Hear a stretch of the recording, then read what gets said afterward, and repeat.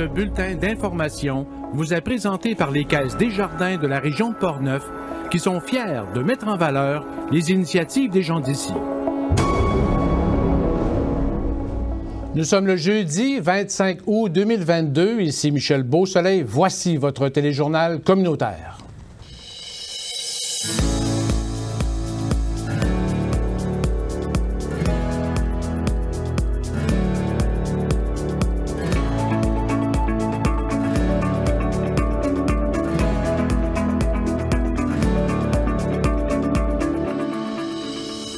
Campagne électorale provinciale. Dans Portneuf, le Parti québécois et le Parti libéral sont toujours à la recherche de candidats et d'autres partis devraient s'ajouter.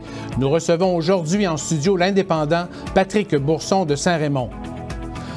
Comment les administrateurs, les enseignants, les parents et les enfants se préparent à la très prochaine rentrée scolaire? Pour nous en parler, nous accueillerons la directrice générale du Centre de services scolaires de Portneuf, Marie-Claude Tardif. La ville de Neuville a inauguré son parc familial aménagé au coût d'1 800 000 $. Et Saint-Raymond endosse un projet pilote en garderie. Et Charles nous parlera du comité Élan voué à la sauvegarde des orignaux dans la capitale nationale et Portneuf. Alors, bonne émission et bonne saison.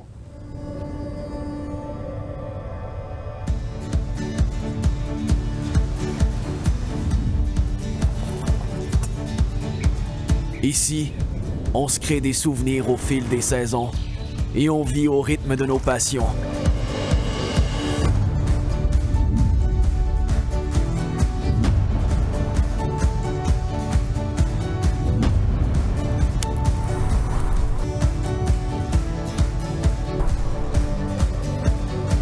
Ici, quand l'aventure nous appelle, on répond.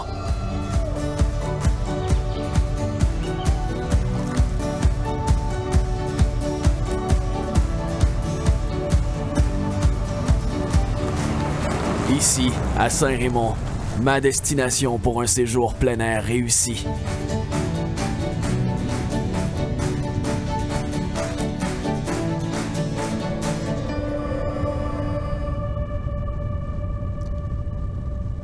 Tout d'abord, même si la campagne générale de vaccination contre la COVID-19 évolue bien, Québec devance sa campagne pour les citoyens âgés de 18 ans et plus. Aussi, la santé publique s'attend à ce que le nouveau vaccin bivalent soit disponible d'ici 2 semaines. Le Dr Luc Boileau, directeur national de santé publique, a précisé que les gens âgés de 18 ans et plus peuvent dès maintenant prendre rendez-vous pour leur vaccination contre la COVID-19. Et malgré la rentrée scolaire ces jours-ci, je n'attends pas de catastrophe, a fait savoir la docteure Marie-France Reynaud, conseillère médicale stratégique senior à la Direction générale de la santé publique du ministère. Campagne électorale dans Portneuf. Le Parti québécois et le Parti libéral sont toujours à la recherche d'un ou d'une candidate en vue des élections du 3 octobre. Les brefs seront déposés ce dimanche 28 août. Priscilla Corbeil, qui avait manifesté son intention dans Portneuf, se retrouve maintenant candidate du PQ dans Charlesbourg. Même scénario du côté des libéraux. Selon Philippe Laflamme de l'équipe des communications du Parti libéral du Québec, le processus de candidature dans Portneuf n'est pas encore terminé. Les déclarations de candidature doivent être déposées au bureau de la directrice ou du directeur du scrutin au plus tard le 16e jour, précédant le jour de l'élection, qui correspond donc au vendredi 16 septembre. Rappelons que Patrick Bourson de Saint-Raymond se présente comme indépendant. Le député sortant Vincent Caron sollicite un 2e mandat pour la CAQ. Anne-Marie Melançon représente Québec solidaire et Jacinthe Ève Harel, le Parti conservateur du Québec. D'autres partis, comme le Parti vert, pourrait aussi présenter un ou une candidate dans Portneuf.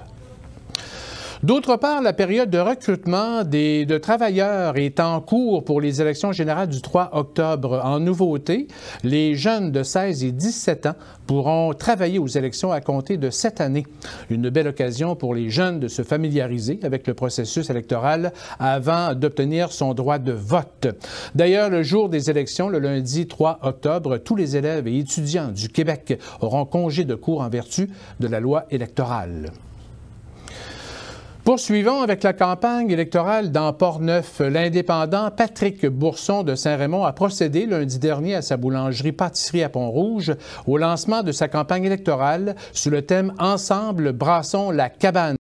Patrick Bourson, un Français d'origine âgé de 66 ans, installé à Saint-Raymond depuis près de 9 ans et qui a obtenu sa citoyenneté canadienne à la fin de 2021, entend brasser la cabane pour sortir le Québec du communisme. On l'écoute.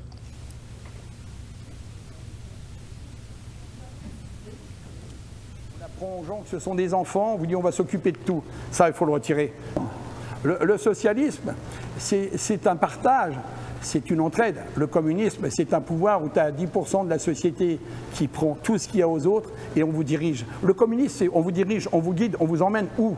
C'est très totalitaire. Le socialisme, tu as le droit à la parole, tu peux décider, tu peux faire des choses ou pas les faire. Ça, c'est du socialisme. Le communisme. L'homme d'affaires qui exploite sa boulangerie-pâtisserie à Pont-Rouge depuis 4 ans et qui avait fait fortune en vendant son vignoble de champagne en France s'attaque aussi au syndicalisme qui aurait détruit plusieurs entreprises québécoises. On l'écoute. Ce qui est beau, pour moi, c'est des libertés. Mais au nom des libertés individuelles, on oblige les gens à se syndiquer. Les vaccins ont sauvé des centaines de millions de vies depuis un siècle. Et les syndicats ont tué des milliers d'entreprises depuis 50 ans. Alors est-ce qu'on doit sauver et protéger ce qui sauve ou on doit protéger ce qui tue? Ben moi, je protège ce qui sauve et pas ce qui tue. Voilà, parce qu'il y a des milliers d'entreprises aujourd'hui qui sont à poil à cause des syndicats. Un syndicat ne rentrera jamais chez moi. Patrick Bourson, qui entame sa 8e campagne électorale dans sa vie politique sans être élu, dont la présidentielle de France en 1995, réitère son offre aux électeurs de Portneuf, s'il est élu, qu'il entend partager son salaire de député aux organismes communautaires de Portneuf. Mon salaire, je le donne, je l'ai dit tout à l'heure, monsieur, mon salaire, je le donne à la communauté. Je ne vais pas à la députation pour prendre de l'argent, je ne suis pas un opportuniste. Je donne mon salaire au comté de Portneuf, aux associations du comté de Portneuf. J'ai donné en gros 350 000 sur 4 ans. J'ai pas besoin de ça, j'y vais pas pour ça, j'y vais parce que j'aime les gens d'ici. J'aime pas les politiques, mais j'aime les gens d'ici. Et ça, c'est important. Donc, je donne mon salaire, oui. Comme je vous ai dit tout à l'heure, mais il y en a qui me disent, oui, mais vous êtes riche. Mais je dis, monsieur Legault est très riche, il donne jamais ça. Il prend. Il prend la limousine, les deux gars de la SQ, le chauffeur, les copines, le resto, le machin, tout va bien. Alors, on prend l'avion, on va se balader. Comme il dit, c'est difficile. Bah oui, c'est difficile, je sais, mais bon... Et nous accueillons justement Patrick Bourson ce soir en studio. Bonsoir, M. Bourson. Merci encore de votre visite. J'étais là la dernière et la première cette saison. Merci d'être là. On appelle ça un rappel au théâtre. Exactement. Un rappel. Ah, oui, tout à fait. M. Bourson, si bonsoir Michel déjà, bonsoir. Puis bonsoir aux auditeurs. Oui. Merci. Si vous êtes élu, allez-vous continuer à opérer votre pâtisserie-boulangerie? Le samedi, dimanche, j'ai pris du personnel maintenant qui est prêt à me remplacer, qui me remplace déjà, sinon je ne serai pas là ce soir. Je serai les samedis, dimanches à la disposition des gens du comté de Portneuf à la boulangerie, parce que j'aime déjà le contact et puis j'aime mon métier. Et je serai la semaine à l'Assemblée. Je ne louperai pas l'Assemblée, parce qu'il faut être dans la maison pour voir toute la maladie de la maison. Parce que la maison est bien malade. Vous savez, quand on achète une maison, il faut faire le tour après, puis commencer à réparer. Là, il y a beaucoup de choses à réparer. Ça fait 4 ans et demi que je suis installé maintenant à la boulangerie. 4 ans et demi que les Québécois, Québécoises m'entendent dire ce que je dis. Et aujourd'hui, ils s'aperçoivent que tout ce que je leur ai dit il y a 4 ans, 4 ans et demi, 3 ans, chez Denis Lévesque, sur l'immigration, c'est pas mal de gens. Mais ils disent, mais Patrick ou Monsieur Bourson, ou Pat, parce qu'elle ne m'appelle pas Patrick ou Monsieur Bourson. Mais on était gênés, mais on n'est plus gênés. On voit que c'est vous qui aviez raison. Et comment ça se fait que tous nos politiques qui sont en place n'ont pas compris tout ça? Ce sont des opportunistes, ils sont là pour manger pourvu que ça dure. C'est ce que les Le Pen disaient pourvu que ça dure en France quand j'ai claqué la porte. Ils sont là pour manger sur nous. Le reste, ils s'en foutent, vous savez. À ce sujet, justement, est-ce qu'il serait souhaitable au Québec d'abolir les partis politiques puis de permettre juste à des indépendants de se présenter et de choisir les meilleures personnes? Les partis politiques, ça sert à faire de l'argent pour continuer à vivre dans la politique. Les lignes de parti, c'est quelque chose que moi je n'aime pas, parce que tu as un leader, puis derrière tu as des petits caniches qui remuent la queue, Puis si le petit caniche commence à dire je suis plus d'accord avec toi, le chef de troupe, là, t'es viré du caucus. On l'a vu plusieurs fois encore là, durant ces 4 dernières années. Ça veut dire que les gens qui sont élus ont un leader, ils doivent le suivre, même s'ils ne sont pas d'accord. Un indépendant, moi si demain les libéraux proposent quelque chose de bon, que je suis élu, je lève la main, je vote. S'il y a quelque chose qui est grave, je vais courir. Michel, on dénonce, il y a ça. Si les caquistes sortent quelque chose de bon, je lève la main, là. Si les conservateurs, Éric Duhem, sortent quelque chose de bon, je lève la main. Mais si tous, ils sortent de la merde, je dis non, c'est de la merde, il n'y a pas de problème avec ça. Moi, j'y vais pas pour prendre un salaire, je donne mon salaire. Je vais aider les gens. J'y vais pour donner 4 ans de ma vie à essayer demain d'avoir une autre ligne de personnes qui soit complètement indépendante et qu'ils arrêtent de remuer la queue derrière un leader. Qu'on arrête de dire le mot caucus, parce que dans le mot caucus, ça me dérange, il y a le mot cocu. Et donc, quand on le voit dans les 4 années, ce qui s'est passé, on s'aperçoit bien de ce qui s'est passé. Tu arrives à la fin, tu vas avoir un mec qui va dire continuons. Ben, continuons à quoi? À massacrer les vieux, à foutre les écoles en l'air, à attendre des médecins pendant 4 ans. Continuons à dépenser l'argent public n'importe comment outrance. On s'en fout, c'est pas nous qui les gagnons, c'est ceux qui travaillent comme M. Bourson qui remplissent les caisses. Voilà. Donc, il faut savoir si le peuple du Québec est encore prêt à accepter tout ça longtemps ou s'ils veulent que ça commence à changer. Vous savez, moi je viens d'entendre parler de M. Lévesque tous les jours. Un monsieur, il pesait 6 députés à la base. Vous avez vu, 4 ans après, il est devenu PM. Et vous avez vu les grandes choses qu'il a fait. Il ne faut pas croire, nous les petits bonhommes là, quand on est différents des autres, bon lui par rapport à moi était journaliste, donc il avait déjà plus d'éducation que moi. Moi j'ai entre l'intelligence et l'éducation, j'ai choisi l'intelligence. Bon aujourd'hui, comme j'ai dit une fois, je gagne $120 par mois, j'ai pas besoin de téléphone intelligent, mais avec de l'humour. Mais non, il faut croire dans les gens honnêtes. Je fais partie des gens honnêtes. J'ai eu un passé dans ma vie très, très mouvementé, j'ai beaucoup souffert étant jeune, c'est pour ça que j'aime apporter aux autres. Et lorsqu'on se fait endormir, c'est difficile. Mais vous avez l'impression, vous avez vraiment l'impression qu'on vit dans un pays communiste, Québec? Oui. Mais ce n'est pas d'aujourd'hui que je le dis. Parce que vous savez, répression, délation, quand on mène les gens comme on le fait. Vous voyez, par exemple, je viens d'avoir 2 fois la SQ en 2 mois pour l'alcool. Dans une boulangerie, 2 fois la SQ. Ah, on les envoie. Je vois pas, je sais pas, je vends 10 bières par semaine ou par mois, 2 litres de vin. On m'envoie 2 fois en contrôle d'alcool. Mais on se fout de la gueule du monde. On m'envoie encore le MAPAC. J'ai pas peur de tous ces gens-là, c'est moi qui les nourris. Donc que ce soit la SQ, le MAPAC, sans nous, ils sont rien. C'est nous, les gens d'affaires qui nourrissent le pays, c'est pas le contraire. Et moi, ce qui m'a dérangé au Québec, et ce qui me fait drôle, et c'est là que je vois ce que c'est que le communisme, ici au Québec, et j'avais la femme d'un de mes grands amis ici qui me disait toujours « Patrick, fais attention, tu es au Québec. » Ici au Québec, c'est simple. Tu ne dis rien, tu es aimé. Tu ne fais rien, tu es adulé. Tu dis quelque chose, t'es une ordure. Tu fais quelque chose, t'es jalousé. Ça me rappelle la mafia. Tu dis rien tout, mais tu payes. Tu dis, tu payes. Il faut toujours payer. Mais je n'accepte plus. Moi, j'ouvre ma gueule, je suis commerçant. Je vois les commerçants en ce moment à qui je vais dire, voilà, vous vous rendez compte, on est dans un système pour se présenter, on n'a pas le droit de donner plus de $200 de son compte. Il faut que je trouve 65 000 $. Bon, quand il y a ma femme, mon fils, ça fait $600, donc il faut trouver 100 fois comme ça. Et là, tu te dis, c'est pas possible. Les commerçants disent, oui, mais Pat, on peut pas, il faut que ce soit anonyme, on est commerçant, on va perdre des clients. Je dis, non, mais attendez, c'est votre vie, là, la vie de vos enfants et de vos petits-enfants qu'on est en train de mettre en route, là. Arrêtons de dire, il ne faut rien dire, il ne faut rien faire. Arrêtons. Parce que ça, c'est le système communiste. Et là, les 10% qui vivent très bien veulent que ça dure. Qu'est-ce qu'il faudrait changer prioritairement au Québec, selon vous? Pas avoir peur de dire les choses, rentrer dans la cabane.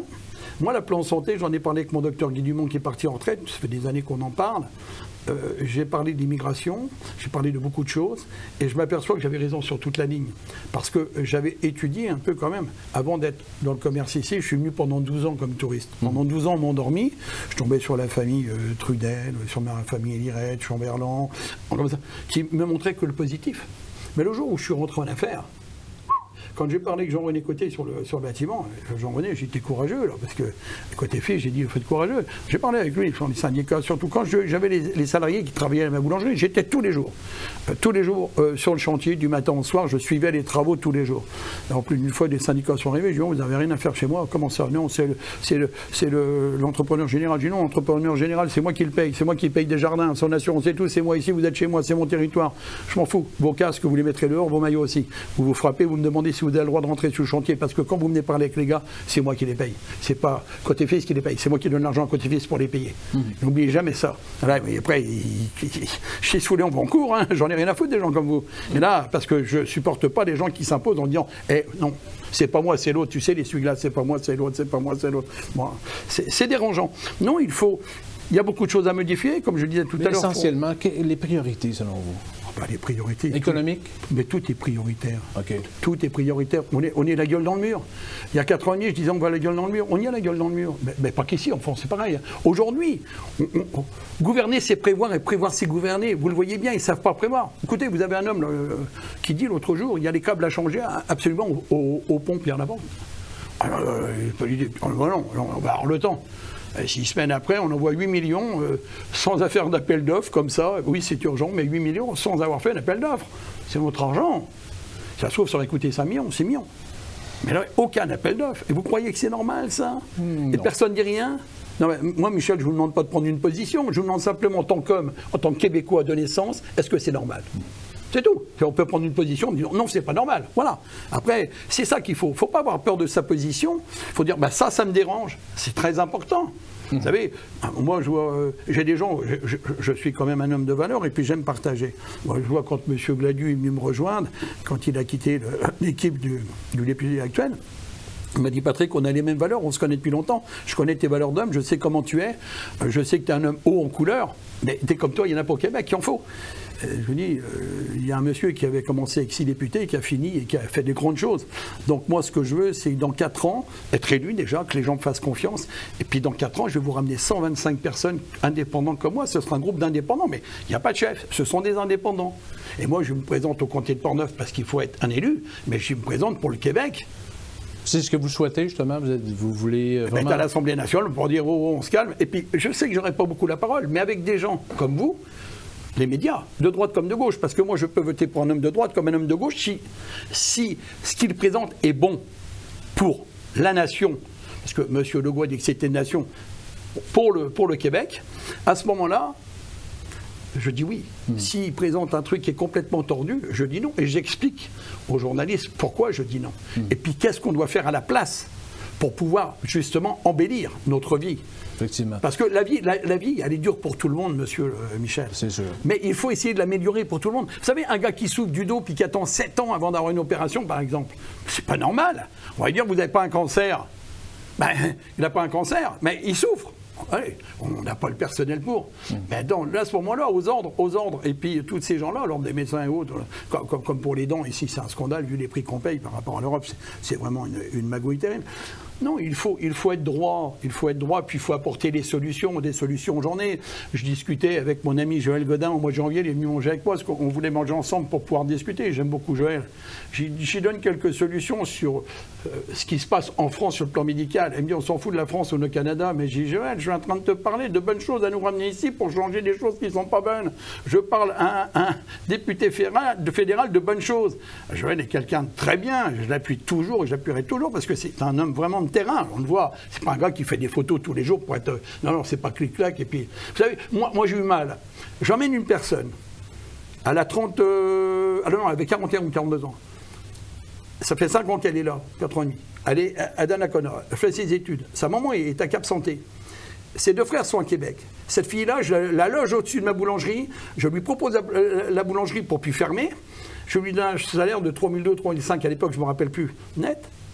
Je vais voir M. Caron en lui disant, pour la première fois que je vais vous le renommer, voilà, il y a ce dossier-là, il faut voir la ministre de l'immigration, il y manque un point parce qu'elle n'est pas mariée, elle n'a pas d'enfant, et il y manque un point pour son CSQ, certificat de sélection du Québec. Et il me regarde, il me dit, mais Patrick, le Canada, ça se mérite. Je regarde, mais je dis, t'es qui, tu sors d'où, toi? Depuis, j'ai pu parler, ça fait 3 ans. Cette personne a été expulsée du Canada, et elle avait 3 ans à attendre avant de revenir. Des gens bien. Pas des gens qui sont venus ici pour se protéger ou des gens qui sont venus ici par amour. Et tu les vires. Ben merde. Le mec, il est ici. Attends, c'est un Français de souche.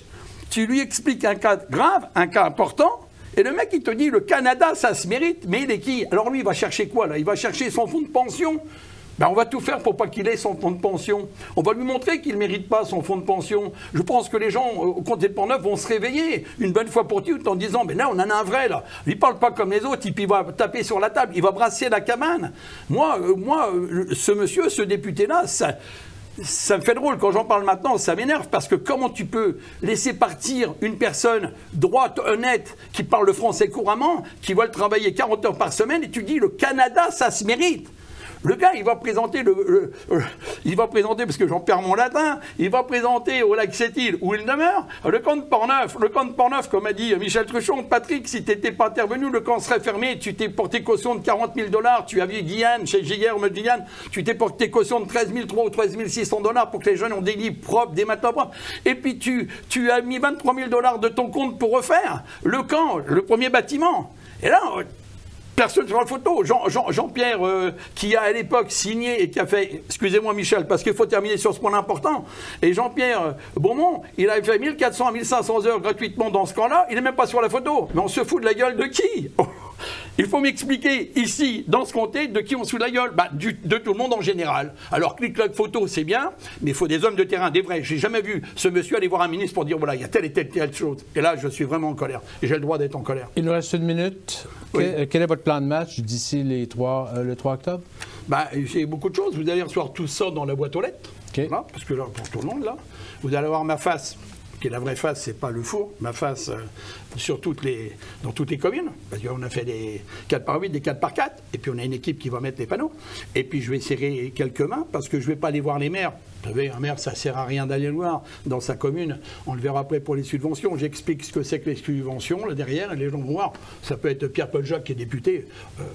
Et les gens qui veulent vous rencontrer, c'est la pâtisserie en Oui, il vient de la pâtisserie, mais je vais les voir aussi sur le terrain, je vais Parfait. quand même aller voir des amis. Je vais déjà aller voir mon grand ami qui est décédé pour lui dire, ça y est, cette fois c'est pour vrai, comme dirait... C'est pour vrai. Voilà, c'est parti. Il est venu poser des affiches pour moi en France. Je vais aller le voir, je vais lui parler.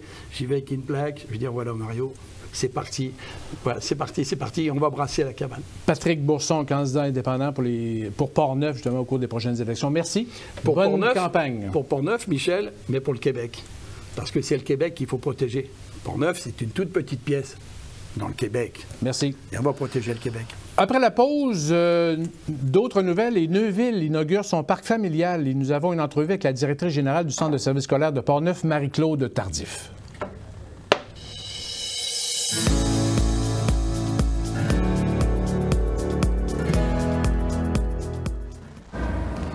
Travaillerais-tu plus pour elle? Ou pour elle? Deviens éducatrice ou éducateur de la petite enfance. Et découvre un métier qui fait grandir. Travaillerais-tu plus pour lui? Ou pour lui? Deviens éducatrice ou éducateur de la petite enfance. Et découvre un métier qui fait grandir. Monsieur Bilodeau, vous comprenez que vous ne pourrez plus rester seul. On serait rendu à trouver un hébergement ou un accompagnement à la maison. Il y a aussi toutes les démarches juridiques. Ce serait important de choisir qui va vous aider à prendre les décisions pour vos finances et votre santé pour la suite, comme votre fille ou un proche. Avez-vous déjà un mandat de protection? Parce qu'il faudrait le faire au moins. La perte d'autonomie peut vous mettre sous pression. Consultez Juridique pour vous aider. La ville de Neuville a inauguré ce lundi 22 août son parc familial aménagé au coût de 1,8 million de dollars qui comprend une aire de pump track et de skate, une aire de pétanque sous un préau, du volleyball, basketball ainsi que des modules d'entraînement pour les petits et grands en plus de remises. Un sentier de glace sera aménagé l'hiver prochain en plus de la patinoire. Aubert a rencontré le maire de Neuville, Bernard Godreau.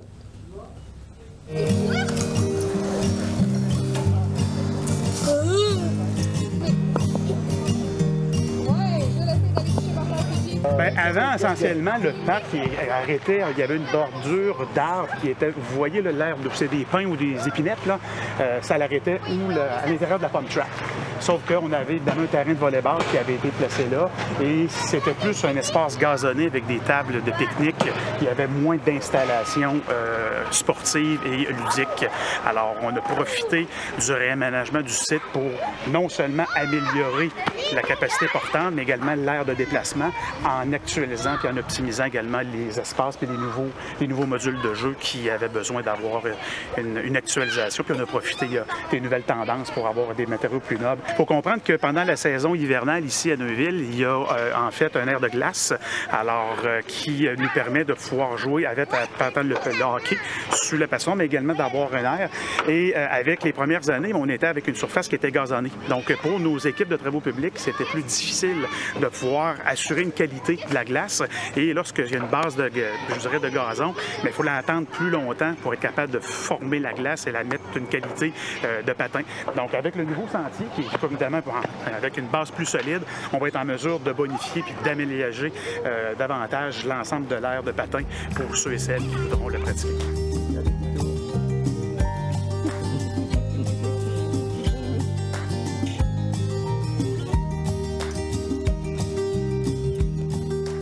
On a décidé que, tant qu'à profiter de leur aménagement d'ensemble, de tout repositionner de manière intelligente et stratégique. On a un aire de volleyball qui est un peu plus loin. Évidemment, on les voit un peu moins à cause que des maisonnettes des fêtes gourmandes de Neuville s'installent tranquillement, sauf que c'est vraiment un projet global et basketball aussi. Donc, il y en a pour tous les goûts, pour tous les âges. On a voulu conserver, et ça c'est très important, les arbres nature.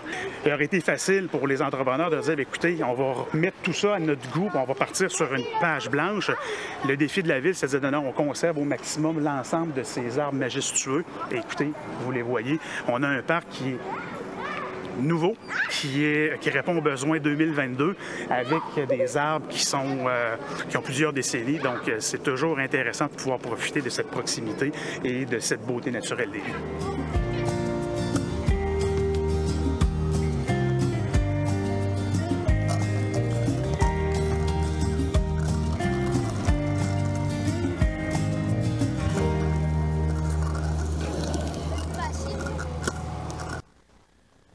Les gouvernements du Québec et du Canada ont investi une aide financière totale de près de 963 000 $ et la municipalité de Neuville finance le reste par un règlement d'emprunt. Soulignons que le site accueillera les installations et les visiteurs des fêtes gourmandes de Neuville à partir de ce vendredi, demain, donc 26 août, jusqu'au dimanche 28 août. La ville de Saint-Raymond chiffre à plus de 900 le nombre de personnes qui ont participé à son sondage en ligne cet été et menant à un plan de développement de la municipalité sur 5 ans.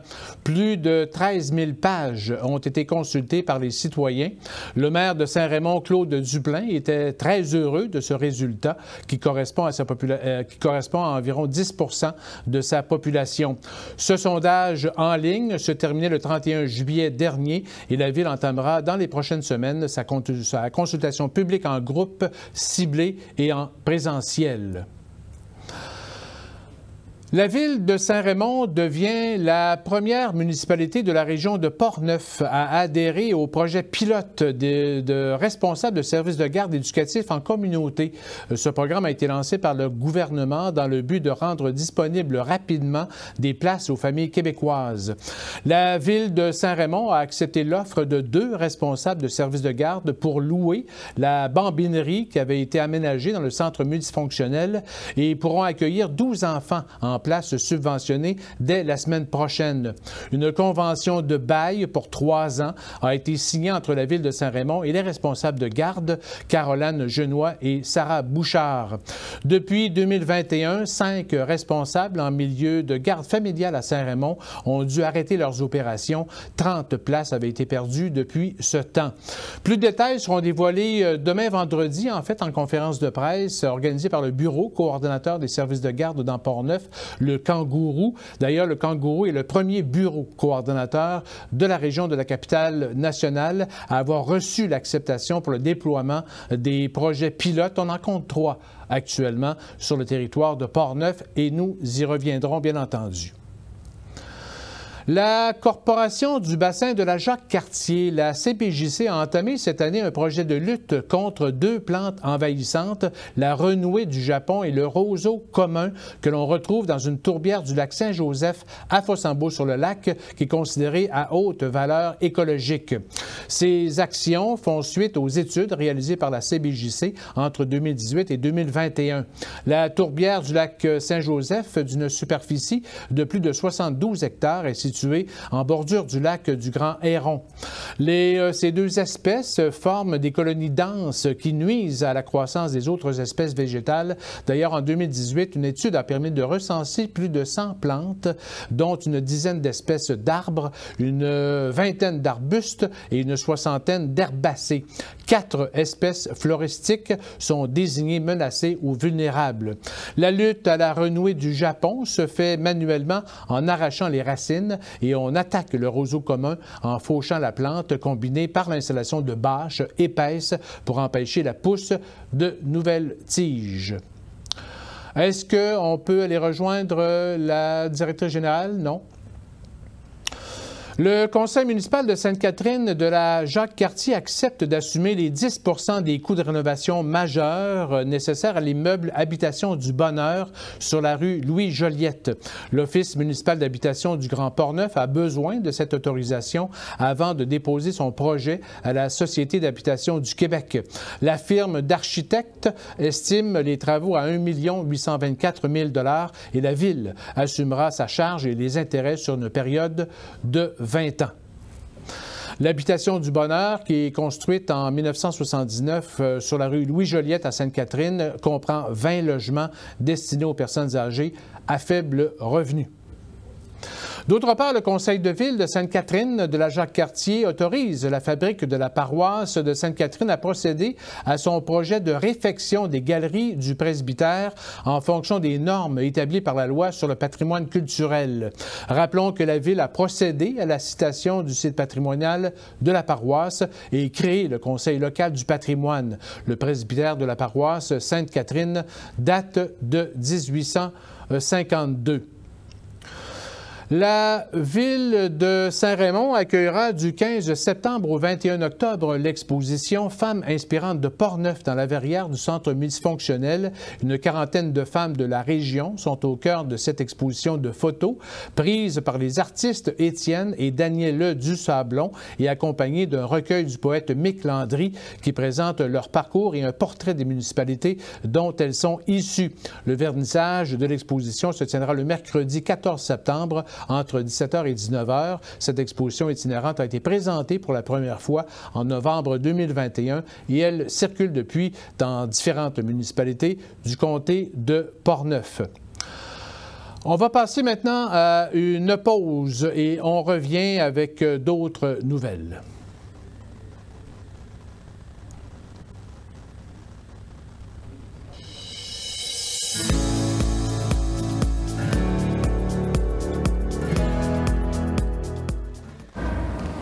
Travaillerais-tu plus pour elle? Ou pour elle? Deviens éducatrice ou éducateur de la petite enfance. Et découvre un métier qui fait grandir. Travaillerais-tu plus pour lui? Ou pour lui? Deviens éducatrice ou éducateur de la petite enfance. Et découvre un métier qui fait grandir. Monsieur Bilodeau, vous comprenez que vous ne pourrez plus rester seul. On serait rendu à trouver un hébergement ou un accompagnement à la maison. Il y a aussi toutes les démarches juridiques. Ce serait important de choisir qui va vous aider à prendre les décisions pour vos finances et votre santé pour la suite, comme votre fille ou un proche. Avez-vous déjà un mandat de protection? Parce qu'il faudrait le faire au moins. La perte d'autonomie peut vous mettre sous pression. Consultez Juridique pour vous aider.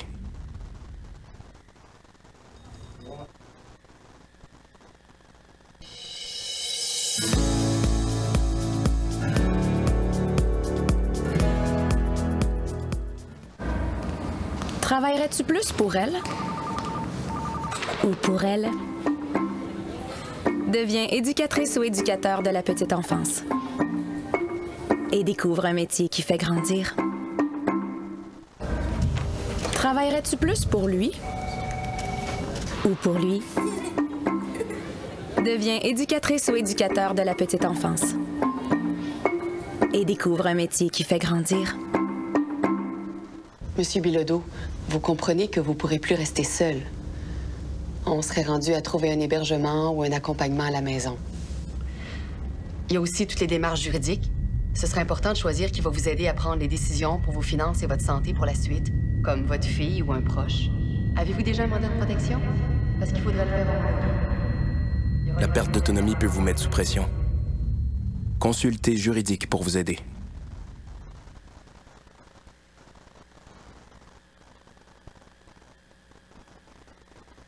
Alors, comment les administrateurs, les enseignants, les parents et les enfants se préparent à la très prochaine rentrée scolaire 2022-2023?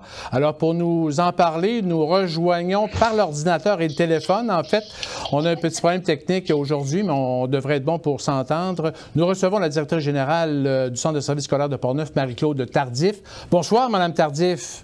Bonsoir, Monsieur Beausoleil. Excusez-nous de ce petit problème technique, mais on réussit à s'entendre et à se voir. Absolument, c'est inextrémiste, mais on est capable. On est capable, on est bon. Madame Tardif, tout d'abord, dressez-nous un portrait de la rentrée, là, parce que ça arrive dans les prochains jours. Comment ça va se passer dans Portneuf, là? Bien, écoutez, là, tout d'abord, vous dire qu'on est au bord de franchir le cap de 7000 élèves au niveau de la formation générale des jeunes. Alors, juste pour vous rappeler, là, il y a 4-5 ans, là, on avait 5500 élèves. Alors, on est vraiment en belle croissance de clientèle. Je vous dirais aussi qu'une des belles nouvelles que j'ai eu le bonheur d'annoncer hier par l'entremise d'une lettre à nos parents, c'est que le transport scolaire va démarrer le 30 août prochain pour nos élèves. Alors, on a réussi à conclure nos contrats de transport avec nos transporteurs hier dans la journée. Ces contrats-là ont été entérinés par le conseil d'administration hier soir et on est ravis de ça. Tout le monde est... Vraiment, on est content. Nos transporteurs aussi avaient quand même été très collaborants dans la situation. Alors, ça, c'est une belle nouvelle pour tout le monde. Ça faisait longtemps que vous négociez, ça, juste? Ça faisait longtemps que vous négociez avec les transporteurs, oui? Bien, on avait commencé au printemps dernier. C'est sûr que quand on négocie, on a besoin de savoir sur quelle base financière on peut négocier. Et nous, le financement qu'on reçoit du ministère, ça fait foi de notre capacité à négocier avec nos transporteurs. Donc, enfin, hier, on s'est entendu, on est très contents de ça. Puis, on sait que nos petits et nos plus vieux vont pouvoir rentrer à l'école par le transport scolaire. C'est quand même 5550 élèves qu'on transporte sur 7000. Donc, c'est quand même c'est important. Là. Ça aurait fait un joyeux... en fait, ça aurait été pas un joyeux bordel, mais ça aurait été vraiment une plus grande compliqué. Difficulté. Ah oui. Est-ce qu'il y a assez de chauffeurs? Les compagnies, est-ce qu'ils sont capables de fournir la main-d'œuvre? Je vous dirais que selon ce qu'on a eu comme conversation hier avec nos transporteurs, ils ont leur personnel. Et c'est sûr que comme dans le restant de tout ce qui se fait au niveau du marché du travail, c'est serré. Ils n'ont pas beaucoup d'espace, de marge de manœuvre, mais ils ont leur transport. Ils ont leur conducteur d'autobus. OK. Et on a droit à des autobus électriques aussi là, dans Portneuf. Ben oui. Nous, là, on a une de nos transporteurs à Saint-Raymond, Transport Autobus Saint-Raymond. Et bientôt, là, elle va recevoir ses autres autobus. Elle aura 5 autobus sur 28 qui seront des autobus électriques. À ce qu'on dit là, dans les rumeurs, ce serait que c'est la plus électrifiée des transporteurs au Québec. OK. Pour prorata, c'est assurément probable. En fait, c'est ce qu'on entend. C'est probablement notre plus électrifiée au Québec. OK. Comment ça va au niveau des enseignants? Parce qu'ailleurs, on manque d'enseignants. Comment ça va dans Portneuf? Je vous dirais que ça va moins bien que l'an dernier. OK. Ce qu'il reste comme poste, par contre, ce sont des postes à temps partiel ou encore des postes temporaires. Alors, il nous reste un peu moins de 30 postes à doter pour la rentrée scolaire. Donc, on est un peu inquiet parce qu'on a quand même épluché la plateforme Répondez présent. On travaille très, très fort là, à finaliser la dotation pour la rentrée qui se fait mardi prochain. On a espoir de combler la grande majorité, mais honnêtement, si je ne veux pas parler avec la langue de bois, je le souhaite de tout cœur, mais on va devoir probablement continuer nos efforts après la rentrée scolaire. OK. Quelle solution on peut apporter? Bien, en fait, actuellement, là, on déploie beaucoup de stratégies pour publiciser les postes disponibles, pour essayer d'être attractif par rapport à notre belle région, au fait qu'on est dans un milieu on est une grande organisation, mais de petite taille. Alors, tu sais, il y a quelque chose de très humain à travers tout ça. Fait qu'on essaie de tabler sur nos belles grandes forces, puis de garder nos gens de Portneuf dans Portneuf. Puis d'attirer des gens aussi, peut-être de la grande région de Québec vers chez nous, parce que c'est bon, il fait bon vivre dans Portneuf. Ouais. Donc, on déploie certaines stratégies, on va y arriver, c'est sûr qu'on va y arriver. Okay. Mais actuellement, là, mon équipe des ressources humaines travaille tellement fort, des petites abeilles de tout bord, de tout côté, ils déploient tous les efforts nécessaires, là, puis on souhaite ardemment qu'on y arrive. En termes d'opération, au niveau de la COVID, bien là, on rentre d'une façon plus normale aussi, ça c'est un beau cadeau. Ça, là, c'est un grand bonheur de rentrer, là, dans dans des dispositions qui ressemblent à la normalité. Bien oui, on va mettre du Purell, bien oui, on va nettoyer nos mains, mais ça, ce sont de bonnes pratiques, c'est pas contraignant. Mais là, oui, ça, on chérit ça, là. Faut pas que ça change. Oui. Peut-être aussi, on est en pleine période électorale, ce sera déclenché dimanche prochain. Selon vous, quelles mesures pourraient davantage vous aider dans votre mission? C'est une belle grande question, M. Beausoleil. En fait, parce que là, vous parlez de politique. Oui. Moi, j'ai envie de vous dire que ce qui va être très important pour nous dans notre réseau, sur le terrain, ce sera que les décisions politiques soient basées et réfléchies sur notre capacité à livrer. Alors, on est en croissance de clientèle, on est en manque d'espace dans certains milieux, on est en pénurie de personnel. Alors, il faut que ce qu'on annonce et ce qu'on souhaite faire, ça puisse réellement se faire sur le terrain. Alors, avant d'annoncer des choses, il faut aller vérifier si on est capable de le livrer et pas juste pour un an, dans la pérennité, sur un modèle de 10 ans. Est-ce qu'on est capable, le réseau scolaire, de tenir à ces promesses-là? Alors, ça, là, je pense que ça va être très important. L'autre chose qui est très importante, ce sera de pérenniser les mesures financières. C'est difficile de prévoir année sur année. Pour moi, là, qui a 1300 employés avec 7000 élèves à desservir, c'est important d'avoir une vision, à tout le moins à court terme, et à long terme. Et donc, c'est important que je puisse compter sur des budgets qui vont suivre si je veux déployer puis développer mon organisation. Bien sûr. Dans une pérennité. Alors ça va être super important aussi. Oui. Et au niveau... J'ajouterais, là, M. Beausoleil, si vous me permettez, là, j'ajouterais, là, toute l'importance de respecter l'école dans sa mission.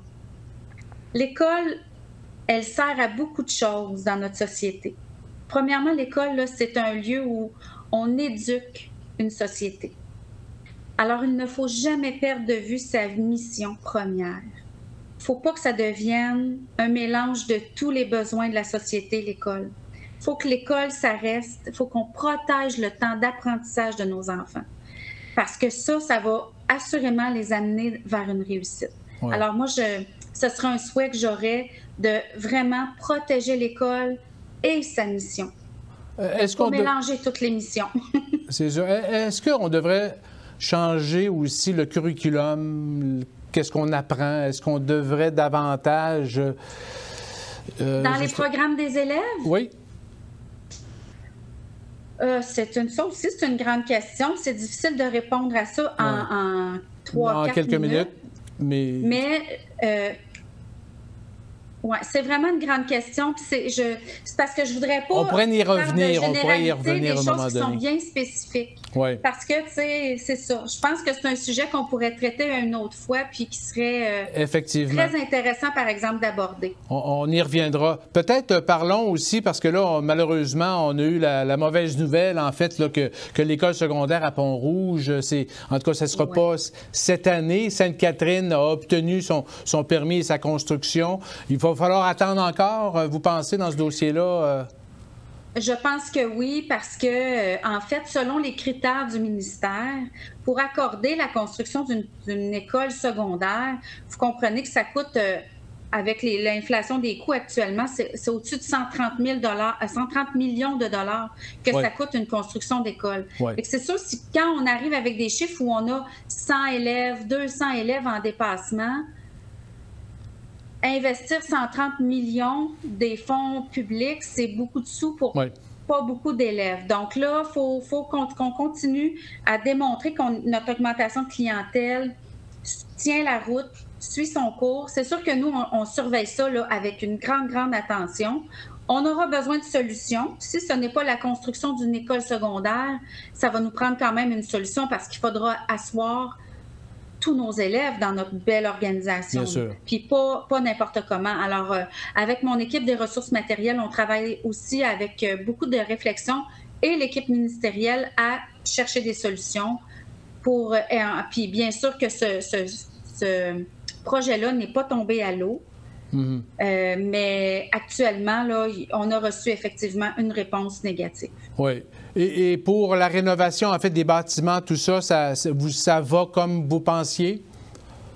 En fait, on a de plus en plus de budget pour voir à la réfection de nos bâtiments.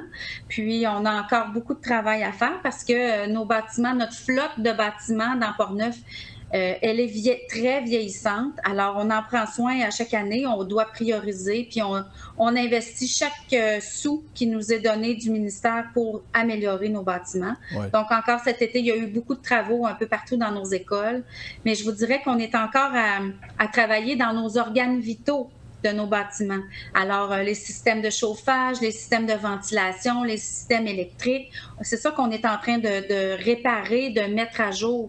On n'est pas en train de faire de la beauté là, encore avec nos écoles. Donc, mais ça avance. Ça avance. Et en terminant, peut-être pour les parents, y a-t-il des choses qu'on devrait savoir justement avant la rentrée? Peut-être des conseils à donner? Comment vous voyez ça?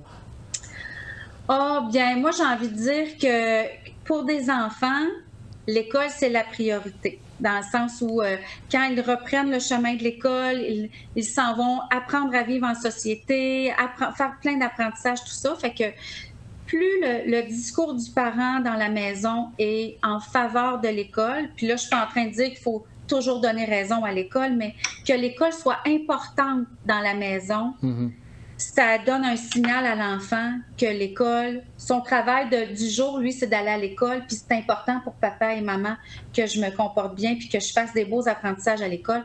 Tout ça, c'est comme, je dirais, un engrenage positif qui aide l'élève à bien réussir, puis à faire de son mieux, finalement, à l'école. Alors, ça, puis... la rentrée va être belle. J'ai plein de personnes. Les gens qui sont en poste ont hâte de recevoir les élèves. Puis nous, on compte faire une belle année parce que il me semble que depuis 3 ans, probablement que ce sera une des plus belles rentrées que nous aurons. Donc, vivement tous nos petits dans l'école. Alors, Mme Marie-Claude Tardif, directrice générale du Centre de services scolaires de Portneuf, merci beaucoup de cet entretien. Puis on vous souhaite une bonne rentrée. Hey, merci, je l'apprécie. Merci beaucoup, au plaisir. Merci. On passe à une pause et d'autres nouvelles par la suite et on va s'entretenir avec Charles Laviolette.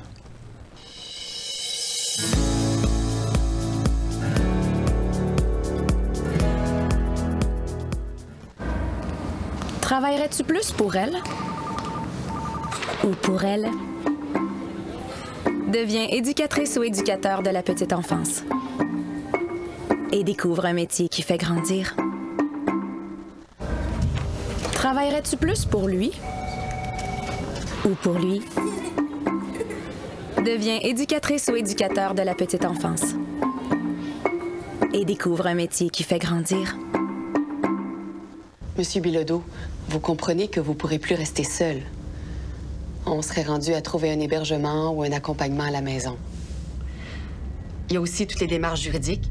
Ce serait important de choisir qui va vous aider à prendre les décisions pour vos finances et votre santé pour la suite, comme votre fille ou un proche. Avez-vous déjà un mandat de protection? Parce qu'il faudrait le faire en... La perte d'autonomie peut vous mettre sous pression. Consultez Juridique pour vous aider. Le réseau FADOC et le Conseil pour la protection des malades font valoir que les soins médicaux et infirmiers à domicile représentent la solution pour libérer les lits et réduire la pression sur les hôpitaux. Ils demandent aux différents partis politiques de prendre des engagements clairs pour instaurer rapidement plus de soins à domicile aux aînés. Le président du Conseil pour la protection des malades, Paul Brunet, a dit qu'en plus de régler le problème d'engorgement aux urgences, les patients bénéficient du confort de leur maison pour recevoir leurs soins. La Ville de Saint-Raymond s'est engagée à investir 60 000 $ sur 2 ou 3 ans afin d'aider la clinique médicale de la Vallée à Saint-Raymond à équiper 6 nouvelles salles d'examen.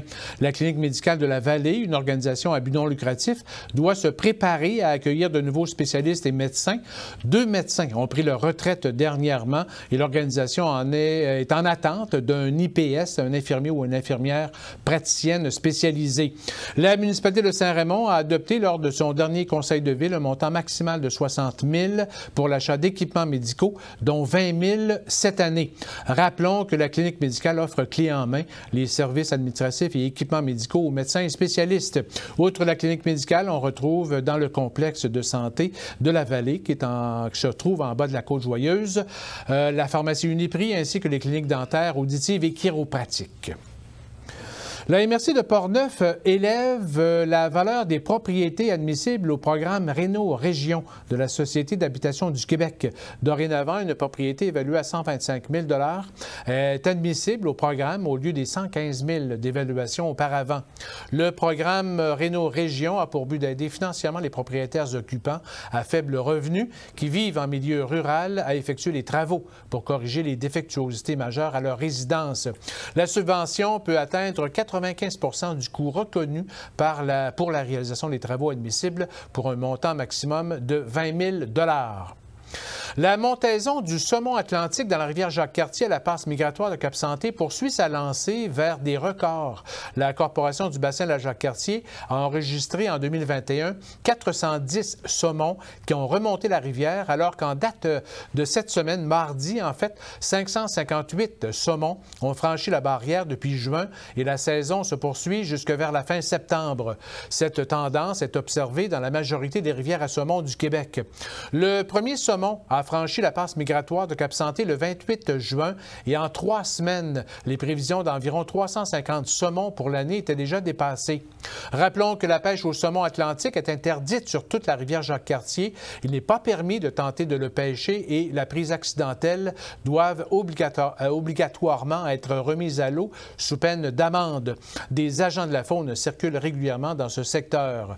De la passe migratoire entre Donnacona et Cap-Santé, la rivière Jacques-Cartier traverse Pont-Rouge, Sainte-Catherine de la Jacques-Cartier, Shannon et tout le long de la vallée de la Jacques-Cartier. À Saint-Casimir, dimanche dernier, près de 300 citoyens et invités ont participé au brunch du 175e anniversaire de la municipalité. La journée a débuté par une messe country à l'église, suivie d'une photo de groupe sur les marches de l'église, en plus d'une santé pour commémorer l'événement. Plus de 150 personnes se sont déplacées vers la salle municipale où leur était servi le brunch. La mairesse de Saint-Casimir, Lise Baillargeon, était accompagnée, entre autres, des députés Vincent Caron et Joël Godin. Les membres du comité Élan, voué à la sauvegarde et la protection du cheptel d'Orignaux dans la région de la Capitale-Nationale et Portneuf, tenaient un point de presse cet après-midi à Saint-Raymond, au centre de ski, pour présenter leur démarche à ce jour. Ce comité est composé de représentants des villes de Saint-Raymond, Stoneham et Tewksbury, la seigneurie de Beaupré, les EC Batican-Nilson et la Rivière-Blanche, l'association sportive Migwick, le secteur Tourili, la Céridion et Fils, la Vallée Bras-du-Nord, Gestion Jacques, incorporé le Club Saint-Vincent, le Club de chasse et pêche Valcartier, Solifort et la Fédération des clubs de motoneigistes du Québec. Charles Laviolette a assisté à la rencontre. Bonsoir, Charles. Bonsoir, Michel. Bon, qu'est-ce qu'on doit retenir justement de cette rencontre, Charles? Bien, c'est ça. Il y a plusieurs données qui ont été rendues publiques, des nouvelles données intéressantes. Il faut savoir que les chasseurs dans la région, l'annonce qui nous concerne aujourd'hui, on parlait vraiment de la zone 27. Ça correspond à la Portneuf, la Jacques-Cartier, grosso modo. Et puis, depuis 2014, que certains chasseurs d'orignaux rapportent vraiment une baisse des prises. Puis c'est plus compliqué pour récolter un orignal depuis 2014. On en parlait déjà. Et puis, donc, c'est ça. Pour mettre de la chair autour de l'os, ils ont vraiment analysé des données. Il faut savoir que les données sur la chasse, sur la récolte d'orignaux, de chevreuils en général, les chasses en général, c'est beaucoup les chasseurs qui donnent, qui sont la source. Ils sont obligés de déclarer, en fait. Oui. Si vous allez chasser, exemple, sur la ZEC Vatican-Nelson, en sortant, il faut absolument remplir, même si on ne prend rien. Et puis, c'est ça. Donc, il y a 3 sources de données. On a le taux de réussite des chasses. C'est assez facile à connaître. Ensuite, on a des inventaires aériens hivernaux qui sont faits par hélicoptère. Ça, c'est assez important comme source de données aussi. Puis, on a le nombre d'heures pour arriver à une récolte. Ça aussi, c'est une donnée donc, il y a ces 3 données-là qui sont importantes. Donc, le comité Élan, là, ils ont vraiment travaillé fort depuis le mois de février. Ils se sont rencontrés pour la première fois au mois de février, tous ces gens-là. C'est très récent. Oui, c'est assez récent. Puis, il y a eu plusieurs rencontres, puis ils ont réussi à avoir une rencontre le 8 juin à l'Assemblée nationale avec Pierre Dufour, le ministre de la Faune, des Parcs et des Forêts. Et c'est ça. Donc, à ce moment-là, c'est une synthèse des données qui a été faite. Et puis, ce qu'on remarque, c'est que ces gens-là du comité Élan nous font remarquer, c'est qu'il y a vraiment des impacts assez importants, là, que ce soit au niveau touristique, évidemment, culturel même, on dit, c'est quand même patrimonial, là, entre autres à Saint-Ramon, la chasse à l'orignal. Tout à fait. Michel Terrien, le chasseur célèbre qui était là à la rencontre, parlait entre autres de l'histoire de Théodore Roosevelt, qui venait chasser ici. La peur de sa vie. Oui, il a passé pas de se faire tuer, d'ailleurs, par un boc. Et donc, puis il y a vraiment des impacts économiques. Exemple, je vous parle du club de chasse et pêche de la base de Valcartier. Oui. Ils ont eu d'énormes baisses de récolte et de revenus. Eux, depuis, dans les grosses années, je pense que ça fait 50 quelques années que ce club-là existe. En général, il y avait entre 20, 21 récoltes d'orignaux par année. L'année passée, pour la première fois, il n'y en a aucune. Aucune. OK. Fait que c'est beaucoup c'est des baisses de revenus pour eux. On parle là, de baisse de revenus de 50 là, depuis quelques années. Il y a des pertes d'emploi qui sont liées à ça. Puis ils ont 3 chalets locatifs. Eux, le club le club de chasse de la base de Jacques-Cartier, il y avait 3 chalets locatifs. Puis là, probablement, selon le président qui nous parlait, ils vont être obligés de se départir, peut-être même de détruire ces chalets-là, parce qu'ils ne sont pas capables de les entretenir. Est-ce qu'on émet des solutions? Ou... Ben oui, mais c'est ça. Pour avoir des solutions, il faut essayer de comprendre pourquoi c'est comme ça. Puis bon, il y a beaucoup de facteurs qui sont probablement en cause. La montée des chevreuils. À partir du sud vers le nord, qui consomment un peu la nourriture semblable aux orignaux, les changements climatiques qui incitent les populations à monter vers le nord. On parle des tiques. Et on parle aussi un nouveau phénomène, la motoneige hors piste. Ah, OK, oui. On a un petit extrait de M. Terrien qui nous en parle de la motoneige hors piste. OK, on a un extrait? On peut écouter ça. Allons-y. Puis l'hiver, là, ils réduisent leur déplacement. Ils n'ont plus de feuilles à manger. Fait qu'ils broutent des tiges arbustives. Fait qu'ils sont en mode survie. Ils vivent sur les graisses accumulées pendant l'été, pendant l'automne. Puis quand les feuilles tombent, là, tous les orignaux se regardent et se disent « ça sera pas facile ». Puis là, les loups, ils embarquent. Mais là, il y a le nouveau joueur qui embarque. Là. Les motoneiges hors piste. Fait que là, ils rentrent dans les ravages. Puis là, il y a des orignaux qui se lèvent, puis qui partent à courir. Puis là, ils ont des dépenses énergétiques. Puis en rentrant dans les ravages avec les motoneiges, bien là, ils créent des voies d'accès pour les prédateurs. Fait que là, on vient tout débalancer un autre élément qui, en plus de la chasse, en plus des tiques, en plus de la foresterie, qui n'est pas toujours conséquente, en plus du chevreuil qui monte, bien l'orignal là-dedans, il est où, là? Pour vrai? Fait que là, ça aussi, il faut intervenir. Quand je vous ai dit en partant, c'est multifactoriel, toutes les sphères font intervenir. C'est exactement le message qu'on a dit à M. Dufault. Donc, c'est vraiment un phénomène, c'est un phénomène global qui a probablement plusieurs causes. Puis là, M. Therrien, évidemment, il a bien spécifié qu'il y a beaucoup de motoneigistes qui sont très conscients de l'impact de la motoneige sur les orignaux. Mais c'est ça, donc, entre autres, là, on s'attend à ce que le ministère de la Faune légifère de façon plus souple sur la chasse au chevreuil. Donc, tu sais, vraiment de réduire le cheptel de chevreuil parce que dans la zone 27, les règles de chasse vraiment sont très rigides. Il n'y a pas du fine-tuning là-dedans. On aura sûrement l'occasion d'en reparler. Oui. Merci, Charles. Merci, Charles. Alors, ça complète Info CGSR pour cette semaine. Merci, Charles, Aubert, Tony, Suzy, Carole, Luc et nos invités. Merci de nous suivre à chaque semaine sur nos différentes plateformes. Ne manquez pas la dernière émission Plaisir d'été aussi demain, ce vendredi midi, 26 août, en collaboration avec nos collègues de la radio Choc 88.7. L'émission est aussi diffusée en direct à la radio. Alors, bonne semaine à vous.